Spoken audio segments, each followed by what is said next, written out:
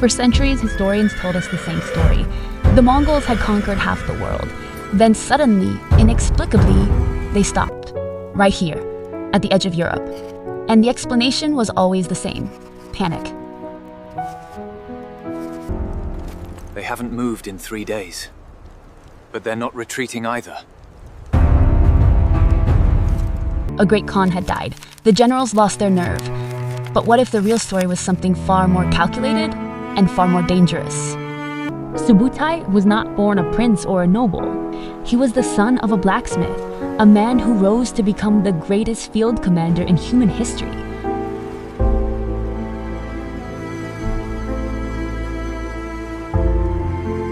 We take the coast here, then move south through the pass. Burn everything behind us. By 1242, he had personally planned and fought more than 65 military campaigns across 3 continents. No general before him or after had ever operated at this scale.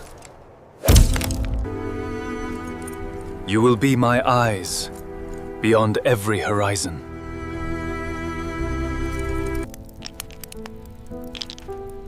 The enemy sees the arrow.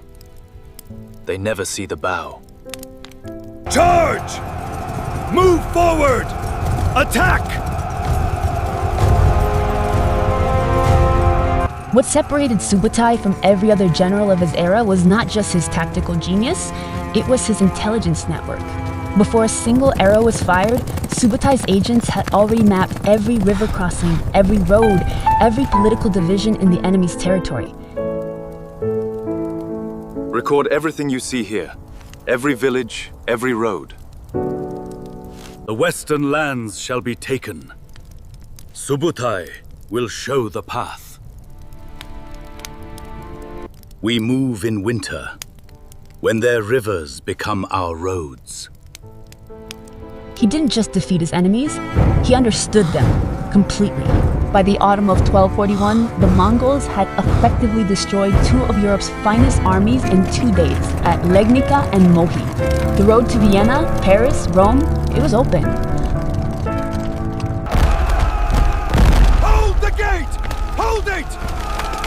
Hold it! Nothing stood between the Mongol tumens and the Atlantic Ocean, so why did they stop? Tell me every road that floods in spring.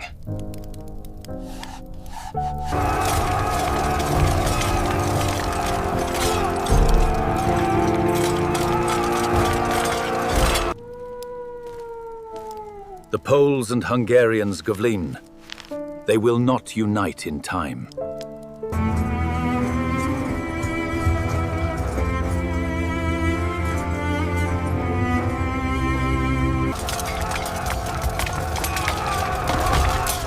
It's a trap! Fall back!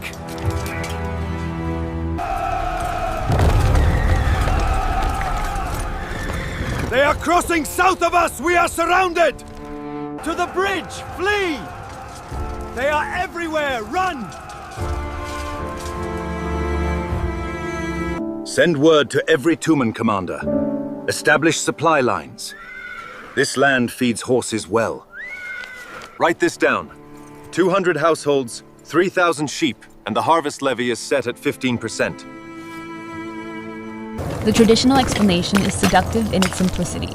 Ogedei Khan died. The generals panicked. They rushed home to take part in the succession. But there were problems with this story, serious problems. The Mongol return was not a panicked scramble. It was organized, systematic, and orderly, almost as if it had been planned all along.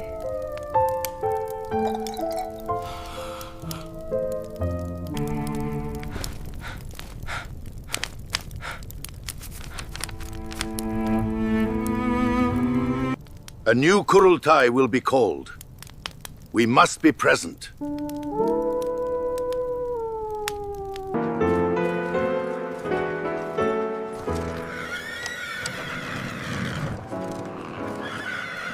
Maintain formation! Right flank, advance! By your command! The Pope would rather see Hungary burn than see me march to save it! The German emperor refuses to help the French king. The Pope fights the emperor. They will not ride together. The grass does not grow west of here the way it grows on the steppe. The horses have not grazed properly in 3 weeks.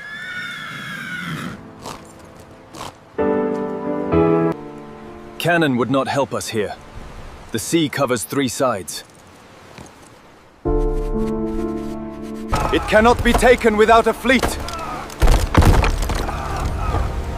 We have no fleet. Here is what the chroniclers never told you. The Dalmatian coast, these cliffs, these islands, these stone cities rising from the sea, was the worst possible terrain for Mongol cavalry operations. If we are not present at the Kurultai, our claim dies. Subutai understands this better than anyone. We did not come to stay. We came to know. Subutai's greatest weapon was open grassland. Here, there was none. The sea blocked every western advance, and the forests were full of fortifications a Mongol horse archer could not touch. 3 arrows turned, then we ride!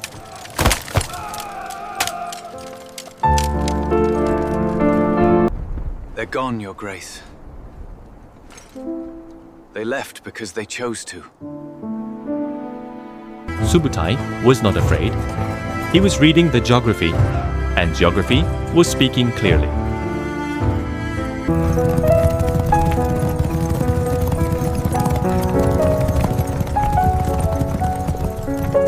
Now,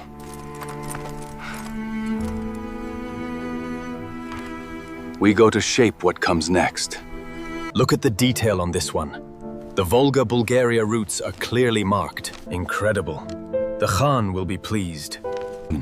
The Western kingdoms are divided.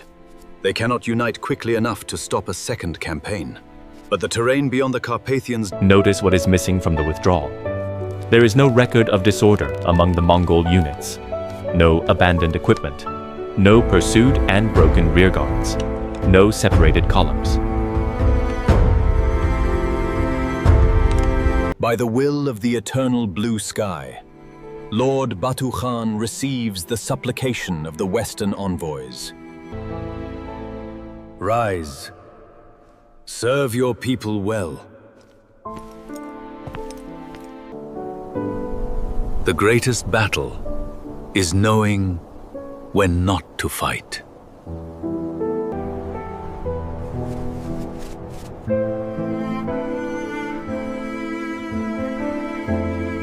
Look at the withdrawal routes. This is not flight. This is a planned retrograde.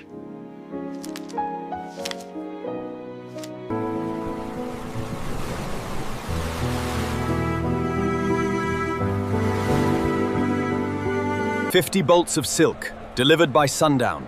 Too much, I offer half that. Make way for the ambassador." The army that crossed the Carpathians eastward was the same army that had crossed them westward, intact, armed, and fully combat ready. That is not how a panicked retreat looks. That is how a controlled military maneuver looks.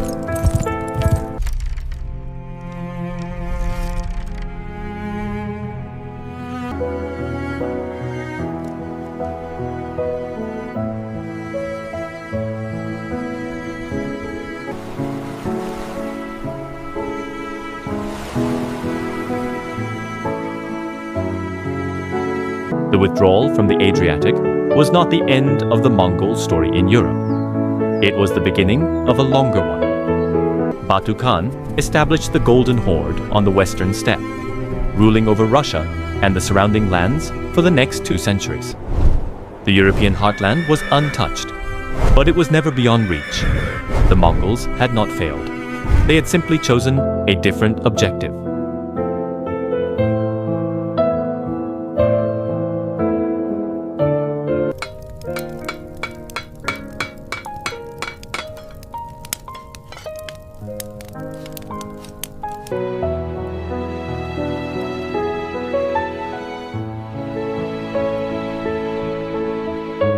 Push harder on the left. Careful with that stone. Wait for me. Subutai died in 1248 at approximately 73 years of age. He had personally commanded or planned more than 65 major military campaigns and never suffered a strategic defeat. The stop at the Adriatic Sea was not his greatest failure.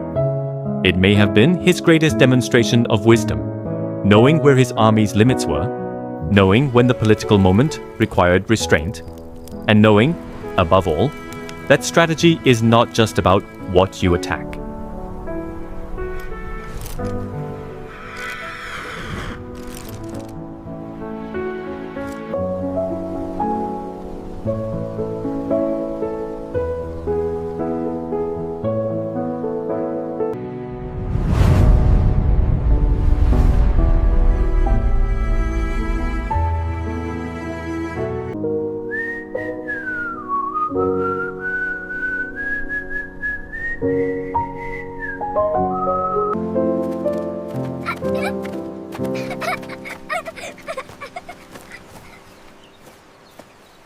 It is about what you choose not to attack and why. Europe was saved not by its knights, but by geography, by the Mongol political calendar, and by one general's absolute clarity about what victory actually required.